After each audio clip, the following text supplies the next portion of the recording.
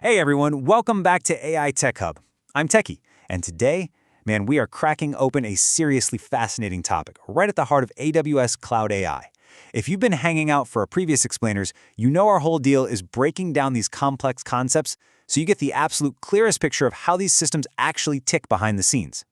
Well, today, we are zeroing in on an absolute powerhouse in the AWS ecosystem, Amazon SageMaker. We're going to unpack what it does, who it's actually built for, and honestly, why it might just be that critical missing piece in your engineering stack. Let's get right into it. All right, first things first. What exactly is SageMaker? And maybe more importantly for a lot of you, how is it different from the AWS Bedrock platform we covered recently? Look, this is literally the most common crossroads engineering teams hit when they're kickstarting their AI journey. You know you want to build with AI, right? You've got a mandate to get something shipped, but then, bam, you're immediately hit with these two massive ecosystem choices. It gets kind of confusing because they both deal with machine learning, but they serve completely different architectural needs. So let's just clearly separate them right now so you know exactly which route to take. Okay, so think back to that Bedrock explainer we did. Remember how we compared Bedrock to buying pre-built furniture from a really nice showroom? You walk in, and the models, like your Claudes or Llamas, they're fully built, beautifully finished, ready to go. You just grab an API and arrange them in your application. Well, SageMaker is an entirely different beast. It is basically a fully equipped, hardcore furniture workshop. Here, you have to bring your very own raw materials. In AWS terms, that means your own proprietary data sitting in those S3 buckets. You got to choose your specific tools, picking out the exact EC2 compute instances you need, and then you craft a completely custom model right from scratch. You're not buying anything off the shelf here, you are the manufacturer. So who is this heavy-duty workshop actually built for? Bedrock is fantastic if you want to leverage existing intelligence super fast. But SageMaker? SageMaker is purpose-built for teams that demand 100% complete ownership. Let's make this real for a second. Imagine your company is building a highly proprietary recommendation engine, and it's based on, say, 10 years of incredibly unique, sensitive customer behavior data.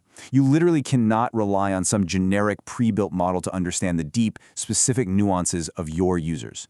You need SageMaker.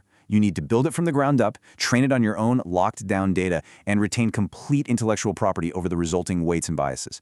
It's all about building a core competitive advantage that nobody else can just, copy and paste. Let's actually look at how this workshop operates across a real project lifecycle.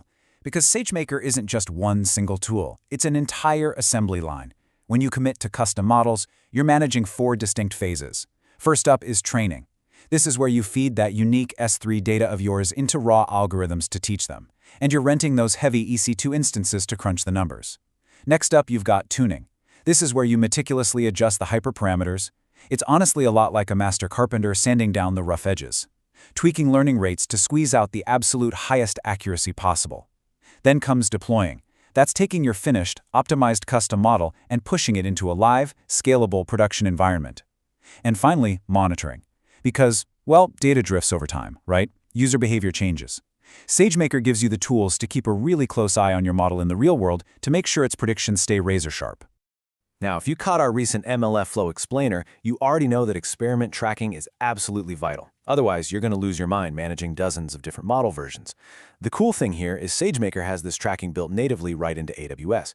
And think of the architectural trade-off here, kind of like choosing between AWS ECS and Kubernetes.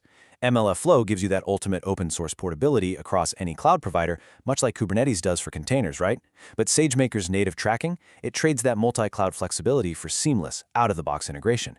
If your engineering team is already fully committed to the AWS ecosystem, going with SageMaker's native tools is just like using ECS. It just flawlessly works with all your existing AWS security roles and infrastructure. And honestly, that is the true power of SageMaker. It is your dedicated AWS workshop for absolute top-to-bottom AI ownership. But diving into all this begs a pretty massive question for the future of tech.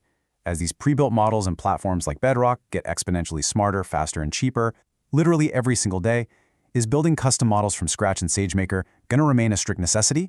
Or is it going to become this rare luxury reserved only for the absolute biggest tech giants? I'd love to hear your take on that, so let me know your thoughts down below. Also, comment what topics you want to see next, and we will for sure cover them in future explainers. Keep building, stay curious, and I'll catch you guys next time.